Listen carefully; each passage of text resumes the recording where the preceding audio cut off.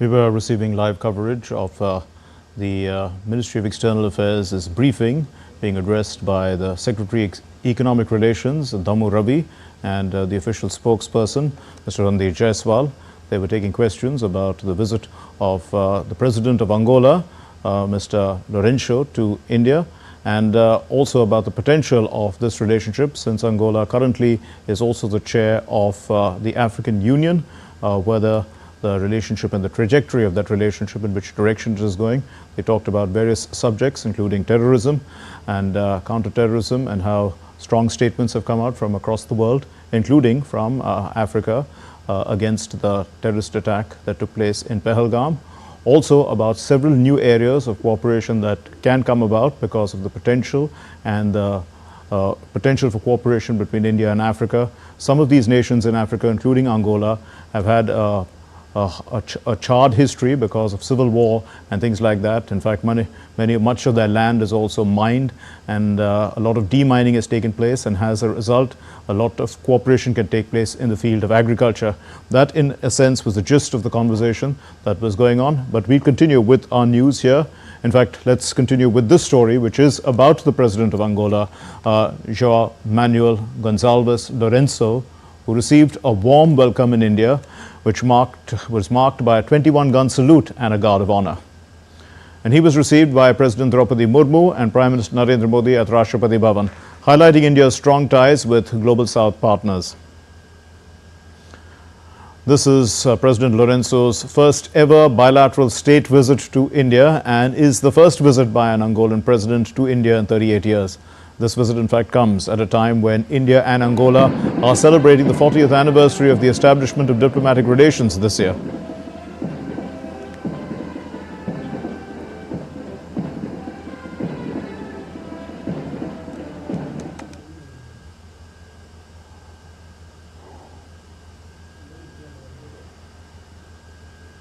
The Angolan president was also received by Prime Minister Narendra Modi at the Hyderabad House in New Delhi. This was for bilateral talks.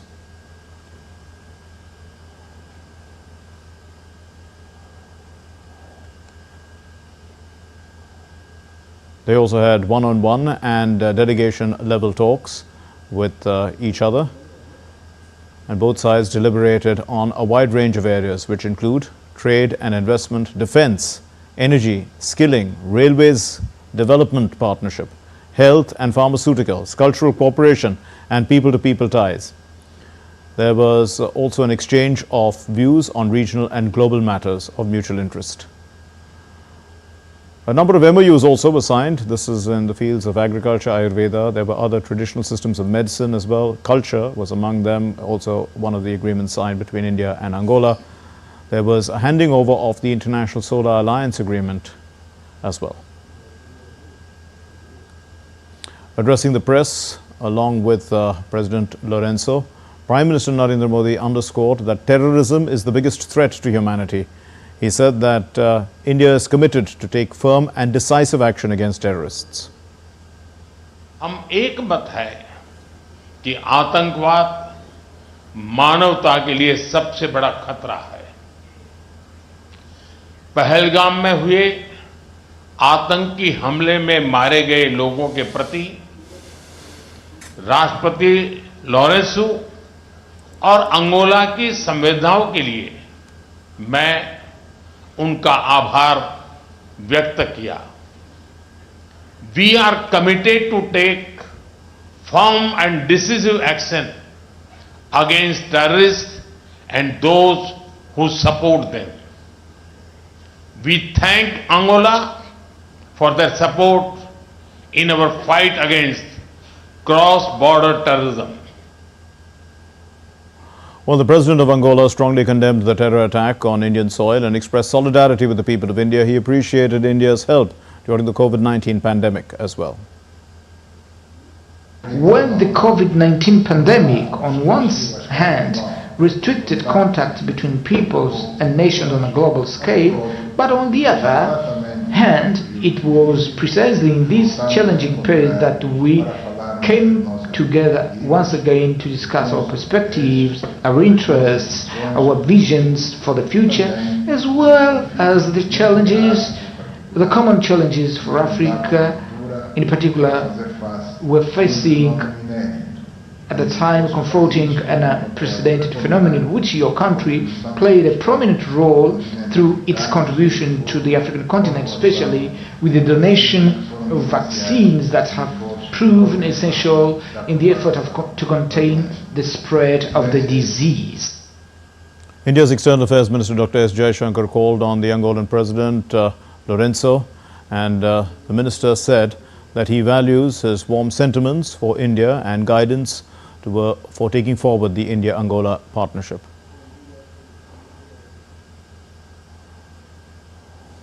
President Lourenco also visited Rajghat. He paid respects to Mahatma Gandhi earlier in the day.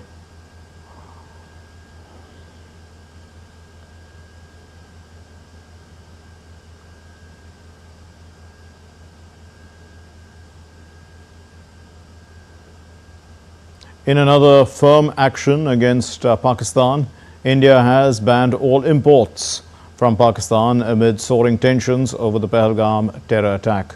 This will include finished or raw products, and as per the Commerce Ministry's direct or indirect import of transit of all goods originating in or exported from Pakistan, whether or not freely importable or otherwise permitted, shall be prohibited with immediate effect. That's what the orders say, until further orders. So the government has stated that this decision has been taken in the interest of national security and public policy. Any exception to this prohibition shall require prior approval of the Government of India. In another update, India has also decided to suspend the exchange of all categories of inbound mail and parcels from Pakistan through air and surface routes.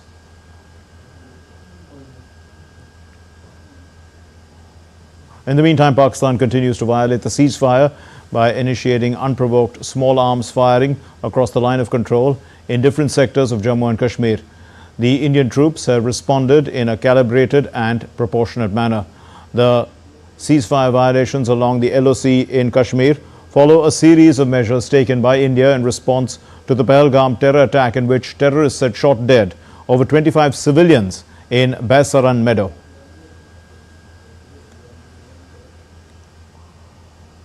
Tourism in Kashmir has been heavily affected as the Jammu and Kashmir government has shut down 48 popular tourist spots because of security concerns.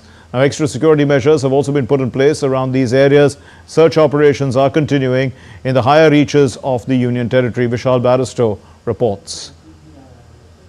40 kilometers away from Srinagar, I am here towards Doodh Patri. There you can see Doodh Patri is one of the tourist destination that has been closed by the Jammu and Kashmir government because of security reasons. It's a forest area ahead, and there you can see it's a tight secured area. Every vehicle is being checked here properly and thoroughly. Armed police guards from the Jammu and Kashmir police, they are manning the situation here. Every vehicle is being checked properly.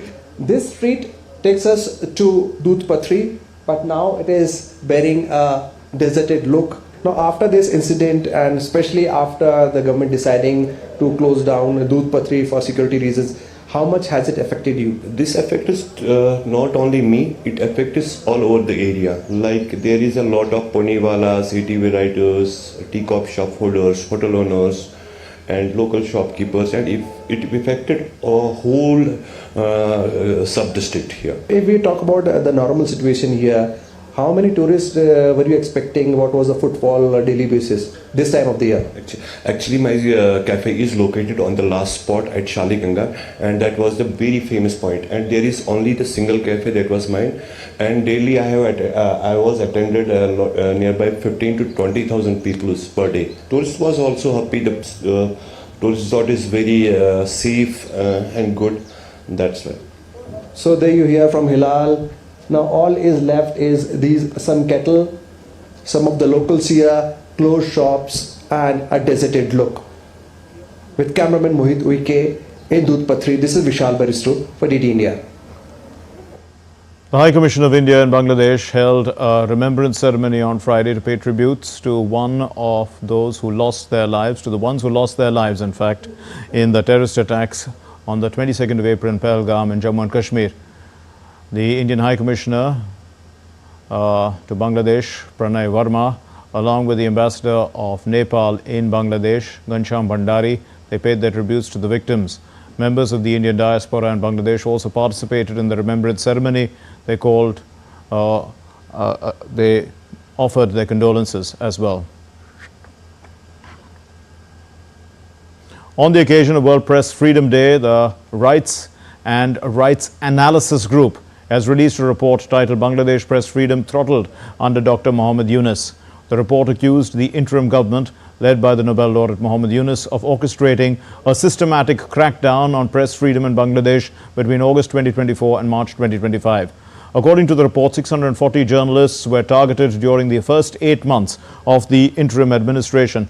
This includes 182 journalists facing criminal charges, 206 subjected to violence, 167 denied official accreditation, and 85 senior journalists placed under financial scrutiny by the Bangladesh Financial Intelligence Unit, an agency which is tasked with anti-terrorism and anti-money laundering investigations. The RRG report, it highlights a broader strategy to stifle independent journalism, pointing to investigations launched against prominent journalists from 39 major media organizations. These include Bangladesh Pratidin, Jatiya Press Club, DBC News, ATN News, Samakal, Channel 1, and among others. Okay, still to come here on DD India News Hour. A 38-year-old woman is killed as a bomb explodes in her hands in Greece. A Russian port city declares a state of emergency, and we'll tell you why. Prince Harry says that he is devastated by a court ruling that he is not entitled to security as a royal.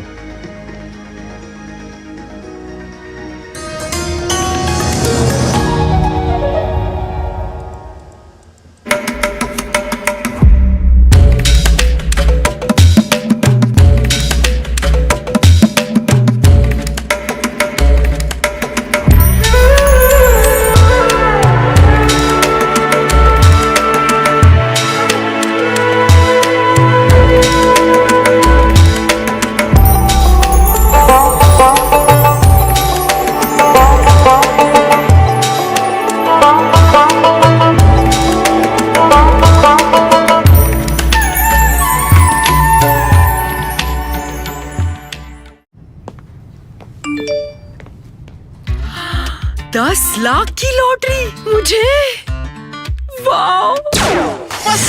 फर्जी offer से सावधान। RBI कहता है जानकार बनिए, सतर्क रहिए।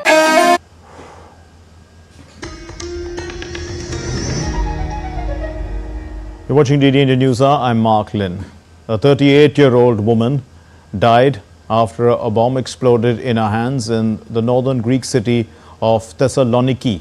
This happened on Saturday, and a police official stated that the woman had attempted to plant an explosive device at a bank ATM in the central Thessaloniki, but it detonated in her hands, and the blast caused significant damage to a nearby building with debris scattered across the sidewalk and cars. Police forensic teams are investigating, and a criminal inquiry is underway. The woman, with a history of criminal activity, is under investigation, and an anti-terrorism unit has been involved.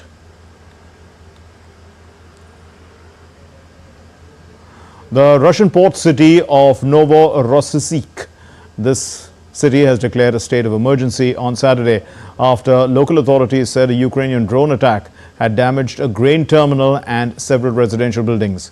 Andrei Kravchenko, who's the mayor of Novorossiysk, has inspected the damage of the 3 apartment buildings that seem to have been damaged there, and he said that a woman was seriously injured and hospitalized while 2 children were hurt. Kravchenko added that one of the injured people, a woman, was quite serious, and 2 children had also been injured, local authorities had said. Meanwhile, there was no immediate comment from Ukraine. The Air Force said that Russia struck Ukraine overnight with 183 drones and 2 ballistic missiles, and the Ukrainians have stated that strikes on Ukraine's Kharkiv wounded about 50 people late on Friday.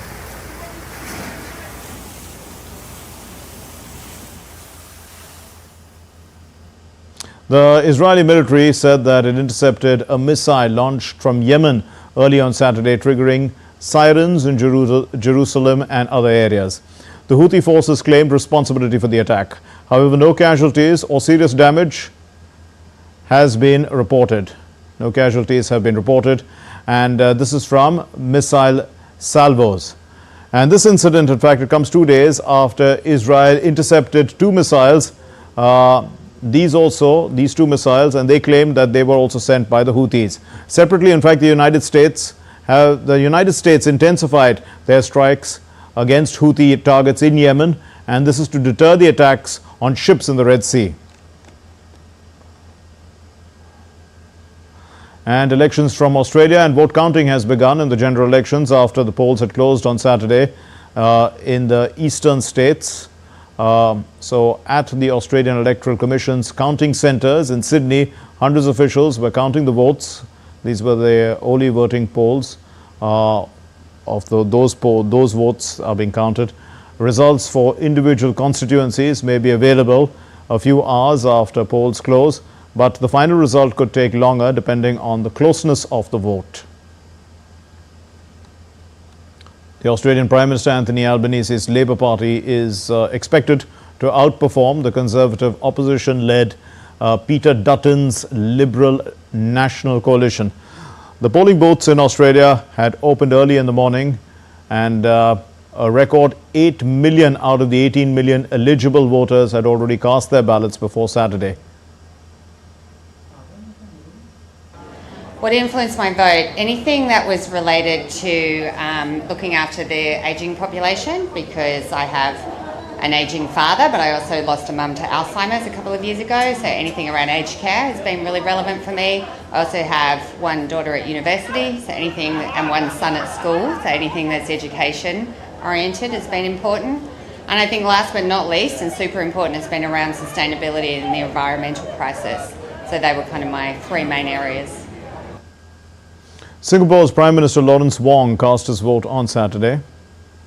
And this is the country's general election, which will test public approval of the new leader as the city-state is bracing for economic turbulence amid a global trade war. As voting takes place at polling stations across the country, this election is widely regarded as the first significant test for Wong and his ruling People's Action Party, the PAP. Now, the PAP is expected to retain a clear majority in Parliament under the leadership of Wong, who succeeded the long-time leader Lee Hsien Loong. This happened last year, and amid looming US tariffs and uncertain economic future, approximately 2.75 million Singaporeans, they are expected to vote in this election, which will determine the 97 members of the country's unicameral parliament. Initial results are expected to begin emerging around midnight, and the Opposition Workers' Party is led by Pritam Singh, and it's seeking to challenge the overwhelming dominance of this ruling party, which is the People's Action Party.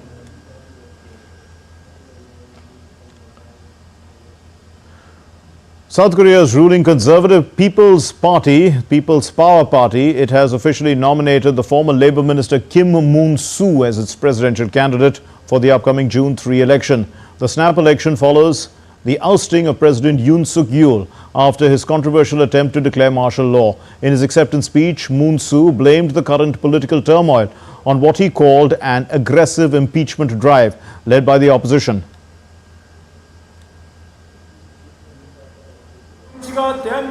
Third-rate politics are undermining South Korea's competitiveness and holding back the economy and people's livelihoods. Our inability to unite has led to 2 presidential impeachments. I will push for constitutional reform to move beyond the outdated 1987 system.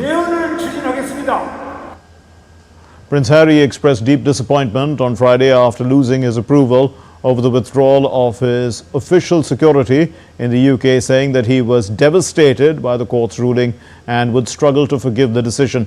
Speaking to the BBC, he said that the outcome made it unsafe for him to bring his family to Britain.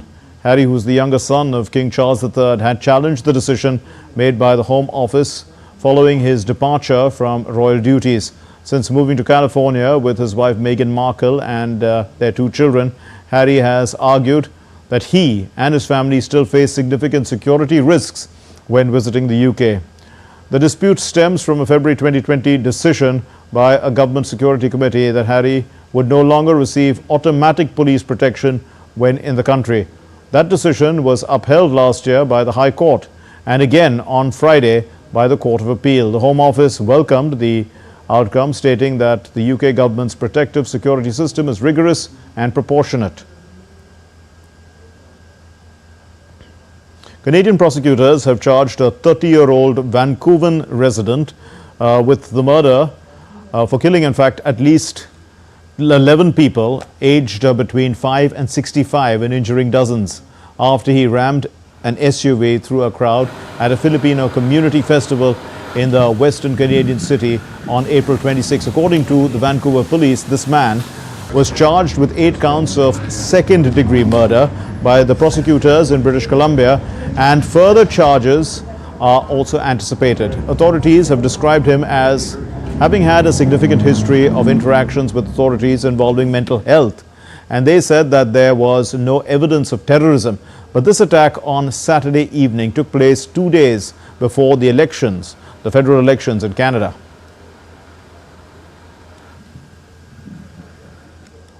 Let's get you other stories making news around the world. A collision near Yellowstone National Park in eastern Idaho has resulted in 7 fatalities and 8 injuries. The crash led to a nearly 7-hour closure of US Highway 20, and this was at the milepost 399 while emergency teams cleared the scene. The incident is under investigation.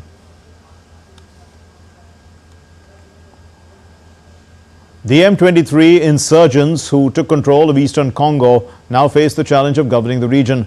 To succeed in their uprising, they must stabilize and improve the economy in areas with over 5 million people, despite challenges like closed banks, currency shortages, disrupted supply chains, rising prices, and new taxes to fund their revolution. Under the blazing sun, hundreds of sailors took to the Gulf for the 34th edition of the Al Ghafal race. This is far from Dubai's towering skyscrapers. More than 100 teams competed in traditional dhows near Sabu Nair Island, about 100 kilometers from Dubai and Abu Dhabi, and this race celebrates the region's maritime heritage. Still to come here on DD India Newshour, we're going to get you updates from Waves Summit Day 3.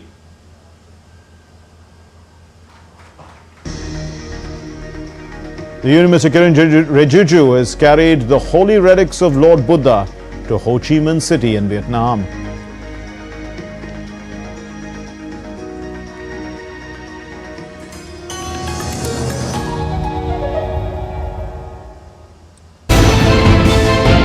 Geopolitics and trade deals. Economic challenges amid development. Hard work and the path to prosperity. It's the economy, always. Between walkers, money is what money does and says. Supply creates its own demand. Between the bulls pulls and bears tears. When supply chains globalization and India rises to the podium, we'll get you centered with the economic brief at 8 p.m. every Thursday on DD India.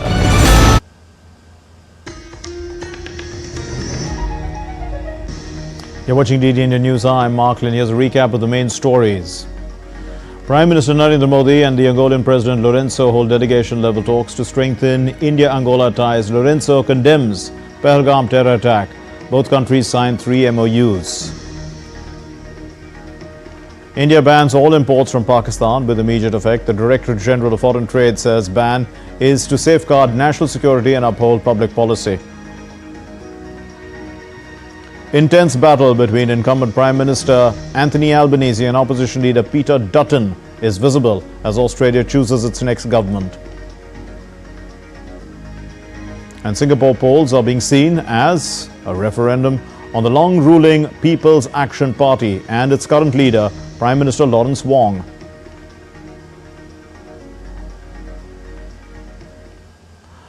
Now, all the updates from the Waves 2025, India's first of its kind World Audio, Visual and Entertainment Summit in Mumbai.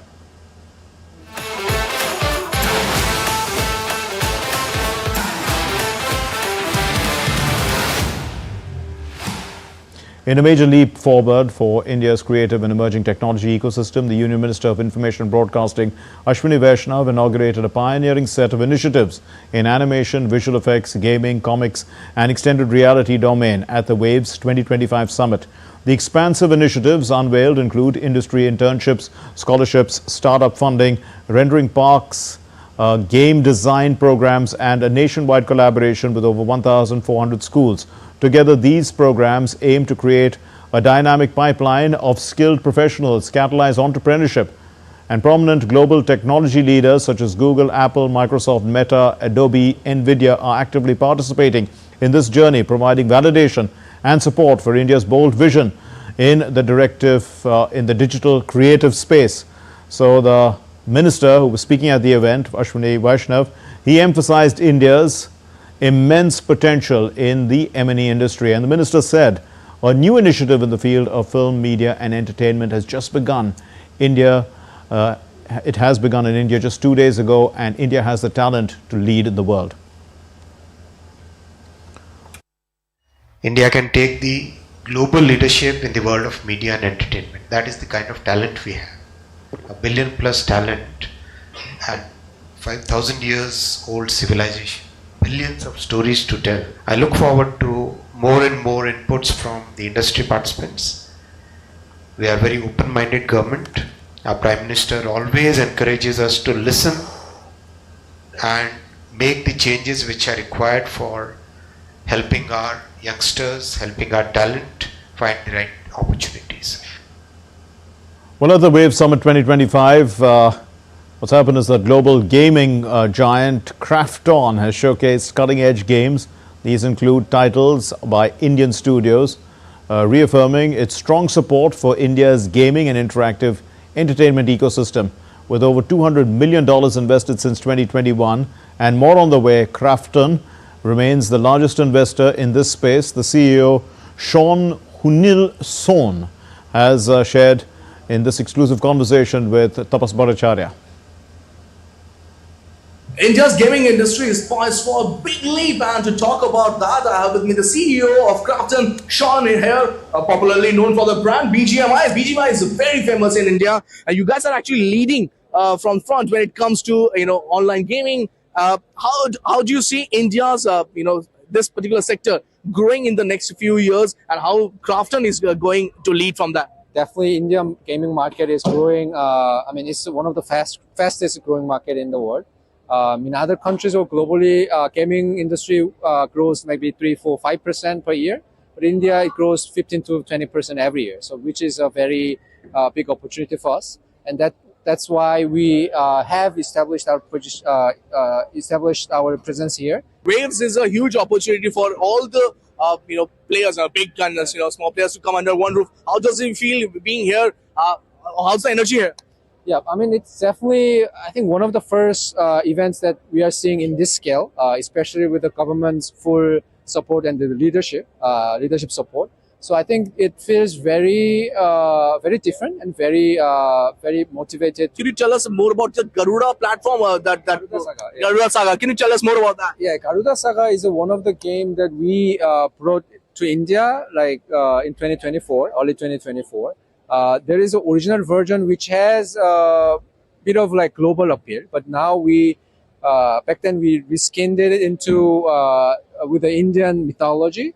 So we introduced that version into India, which worked quite well. How does it feel to work with India's top minds? Kiki is a Krafton India gaming incubator program. We incubated for independent indie game developers in India last year. Now we are starting another incubation with 6 different studios. I feel that it's very fulfilling and very motivated to work with them because they are learning very quickly. Obviously they are not very experienced. It's maybe their first game or second game. They are very small team, 5 people, 6 people, 7 people. But through our incubation, they get financial support and mentorship from our global veteran developers. I can see that they are growing really, really fast. So I believe that they will maybe come up with a very good polished game in the next 6 months or 12 months. Do we see something big coming from BGMI, as well, from Crafton, when it comes to in the next few days, when it comes to gaming portal or anything, any sort of an institute where you guys can have more Indians working with you? Yeah, sure. I mean, like obviously we have a few products in pipeline. So we haven't announced it, so we cannot really name the specific game, but there are a couple of games we want to launch for Indian market in this year. That's Shaun, the CEO of Crafton, betting big on Indian market, saying that this is a place which is growing faster than the rest of the world. With Prasar, this is Tapash Bhattacharya for GT India from Mumbai. Okay, we're going to take what Tapas has said and talk to our correspondent Shama Mishra, who will be joining us from Mumbai in just a bit. A lot of wonderful things happening at the Waves 2025. Many interesting ideas coming out, as we know that we are in the streaming generation and a lot happens on a streaming platform, on OTT platforms. There's also a lot happening on online gaming. There is also the creative fields of, just regular making of movies and series, and we can see all of them are combining in some way or the other, even YouTube combining in some way or the other at Mumbai. Let's go across to Shama Mishra. She's with us now. Shama, so lots happening at Waves, as we can see. How, for instance, are gaming and OTT combining?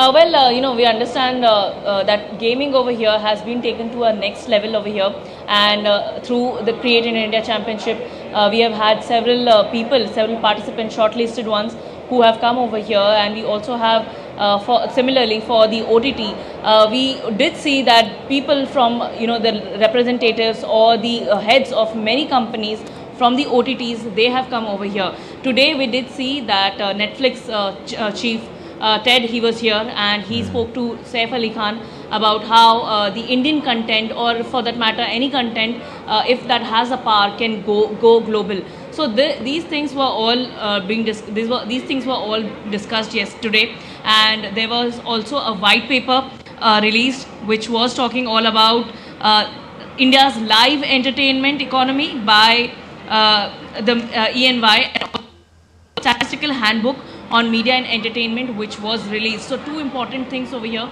that was done. Apart from that, we did see a host of celebrities coming on day 3 also. And what is special for day 3 and day 4 is that it is open for the people of Mumbai, it is open for the people of the country to come and visit. And we are seeing a lot of people who don't have these passes or who don't have these badges of Wave Summit.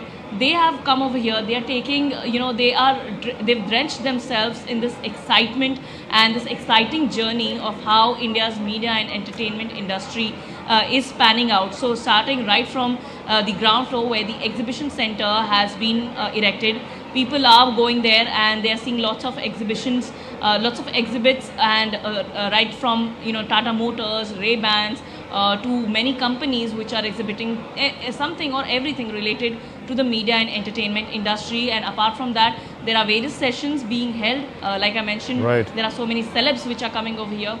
So they are attending their sessions as well. We are also seeing that, at many places, the points for selfies and reels, that has also been put up. So people with their small kids are also coming and taking that particular advantage to themselves, and they are creating memories over here. And that's how the entire day of today is going. And we are also seeing a lot of happenings in the sessions, and particularly.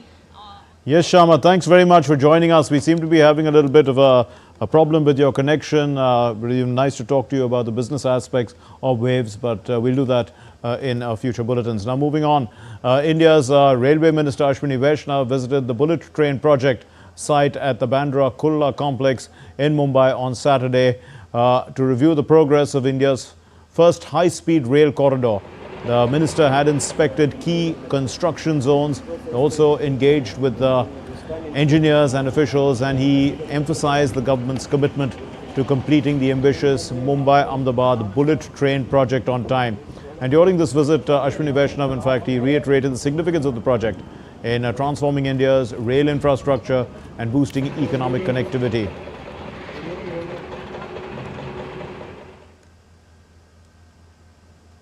A tragic stampede during the Shirgaon temple procession in the Indian state of Goa led to at least 6 deaths and a dozen injuries. Panic spread in the overcrowded area and emergency services rushed to assist the victims. Preliminary reports indicate a lack of proper arrangements contributed to the chaos. The Chief Minister, Pramod Sawant, has visited the hospital. He's checked on the injured, and authorities have in fact launched an investigation into this incident.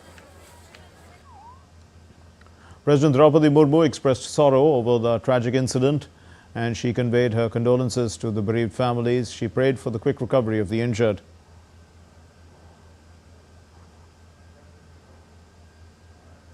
Prime Minister Narendra Modi too has condoled to the loss of lives due to the stampede in Goa. The Prime Minister's office, in a post on X, said saddened by the loss of lives due to the stampede in Shirgaon in Goa. Also, the condolences to those who lost their loved ones. May the injured recover soon. The local administration is assisting those affected. That's what Prime Minister Narendra Modi said. The Indian Minister Kiren Rijiju led a delegation to Vietnam. This delegation is carrying the holy relics of Lord Buddha to Ho Chi Minh City in a significant cultural and spiritual milestone for India. With deep reverence, these relics were ceremonially enshrined at the Than Tham Monastery, highlighting India's spiritual bond with Vietnam. In a heartfelt gesture, the Minister Rijiju, planted a sacred Bodhi tree as well, a sapling at the Vietnam Buddhist University, symbolizing peace and friendship. The Union Minister Rijiju also emphasized the shared values of compassion and harmony.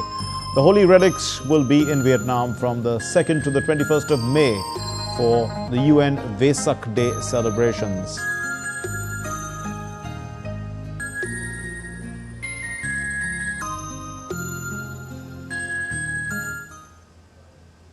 Well, Christians in Dubai held a requiem mass for Pope Francis on Saturday, tearfully remembering his visit to the UAE and paying respect to the former leader of the Catholic Church.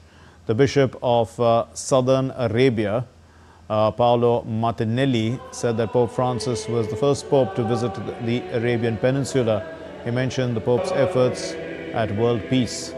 And other worshippers praised Pope Francis as a people's Pope. The death of the Pope marked the beginning of a well-organized transition period for the Roman Catholic Church, which has 1.4 billion adherents. This transition is characterized by traditional rituals and a time of mourning.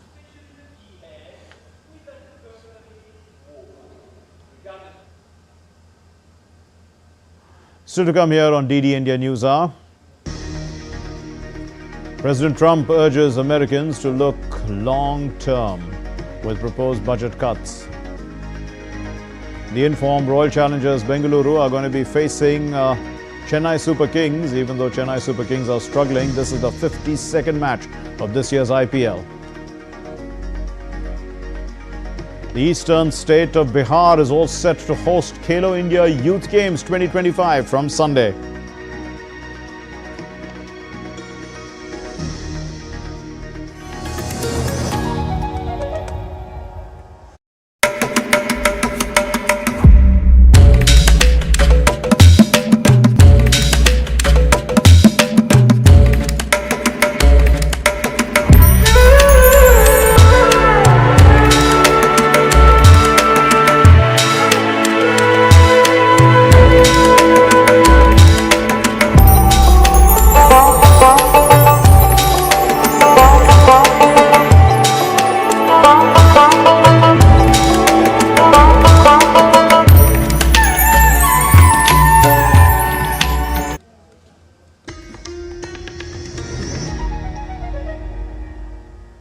You're watching DD India News. I'm Mark Lynn, and let's get you some news that's concerning budgets, business.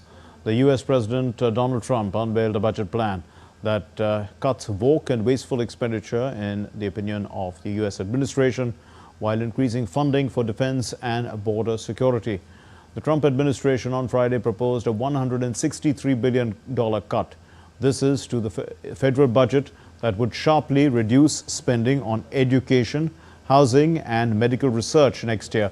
The administration said that the proposed budget would raise homeland security spending by nearly 65% from 2025 enacted levels.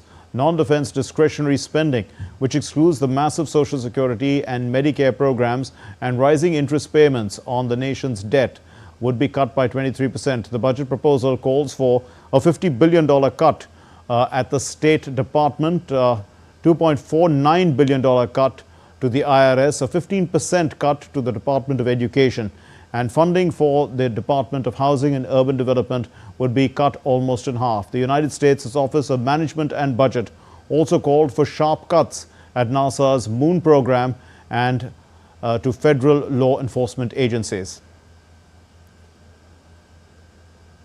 Meanwhile, Trump has downplayed concerns about potential economic trouble, saying that everything's going to be okay in the long term, even if the U.S. economy is experiencing a recession in the short term.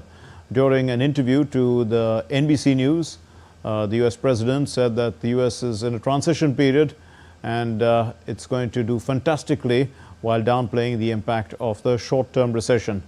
Trump's comment on the U.S. economy being in a transition period echoed comments that he had earlier made on Friday in a social media post, in which he had cited the strong employment and figures that had come in, and he reiterated his call for the U.S. Federal Reserve to lower interest rates.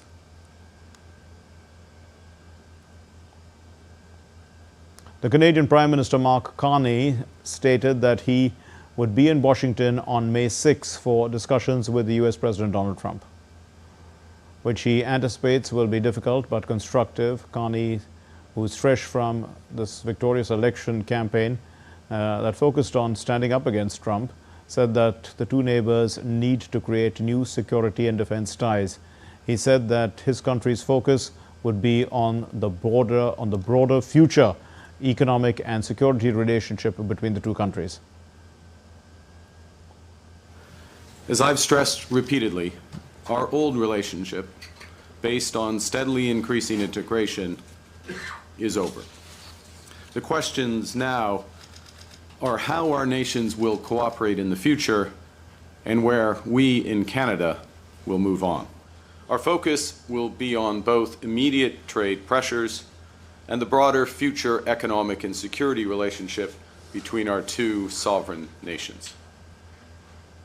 Carney stated that the focus of Tuesday's meetings would be on immediate trade issues like tariffs, as well as long-term plans. Further, he said that he would unveil his cabinet in the week starting May 12 and reveal the government's plans on May 27.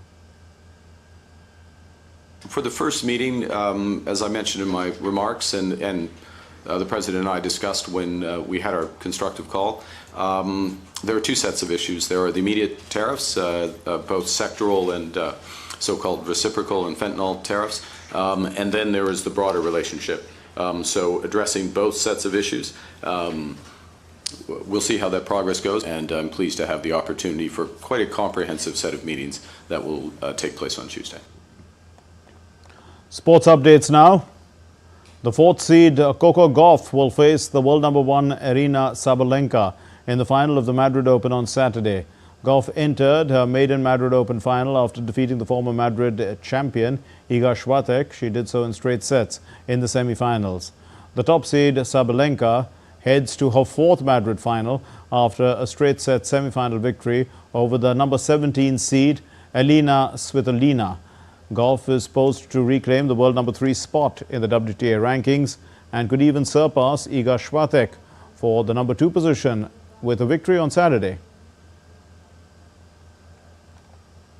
The fifth seed Jack Draper of Great Britain set up a Madrid Open final against Casper Ruud following his win over Lorenzo Musetti on Friday.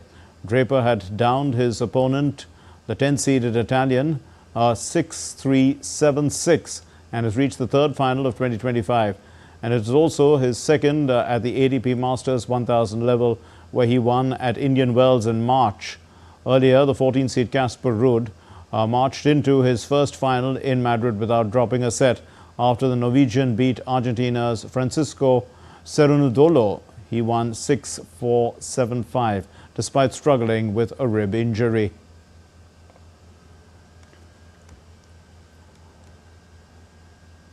Okay, cricket news now. The Royal Challengers, who are doing really well this year, will be facing the struggling Chennai Super Kings in the 52nd match of the Indian Premier League.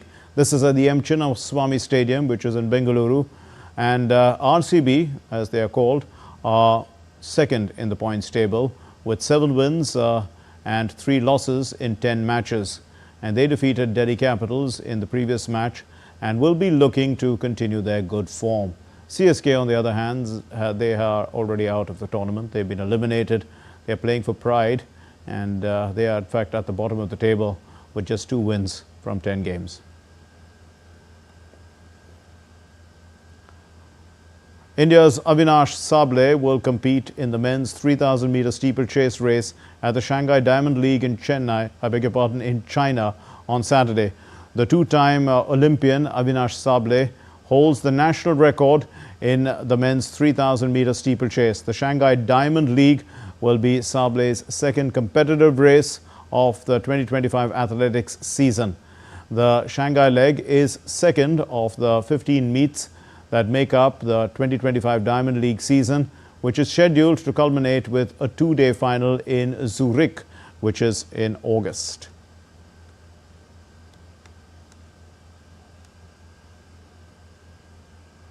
And Bihar is set to create history, and for the first time ever, the eastern state is going to host the Khelo India Youth Games from May 4 to 15. The 7th edition of this prestigious multi-sport event is going to take place in 5 cities: Patna, Rajgir, Gaya, Bhagalpur and Begusarai. Events like shooting, gymnastics and track cycling are taking place in Delhi. The opening ceremony will take place at the Patliputra complex in Patna. Bihar is all set to make history. The state will host the 7th edition of the Khelo India Youth Games from May 4 to 15. This is the first time Bihar will stage this prestigious multi-sport event. Young athletes from across India will gather to showcase their skills and passion. The games will be held across 5 cities of Bihar: Patna, Rajgir, Gaya, Bhagalpur and Begusarai. New Delhi will also host shooting, gymnastics and track cycling events thanks to its world-class facilities. Over 10,000 athletes, coaches, officials and volunteers are expected to take part. This will be one of the biggest sporting events in the country. Khelo India Youth Games began in Delhi in 2018. Since then, the event has travelled to Pune, Guwahati, Panchkula, Madhya Pradesh and Tamil Nadu. Now it's Bihar's turn to shine on the national sports map. The Khelo India initiative is a part of Prime Minister Narendra Modi's vision. The aim is to strengthen India's grassroots sports and make India one of the top sporting nations in the world. Over the years, Khelo India has produced several Olympians and international stars who have made the nation proud. KIYG 2025 will feature 28 sports, including 27 competitive disciplines. Esports will be included as a demonstration sport, reflecting the rise of digital gaming. Hosting Khelo India Youth Games is a landmark moment for Bihar. It will not only boost sports infrastructure, but also inspire a new generation of athletes. Narayan Singh's report, DD India. And that's all we have in this edition of DD India News Hour. Let's know your thoughts on the news of the day. For those of you on the go, get the latest news and updates from India and across the world on the DD India mobile app. It's available on Android and iOS platforms. Scan the QR code and download it. We'll be back with more news as it breaks here on DD India. My name is Mark Lynn. Thank you for watching DD India News Hour. Namaskar.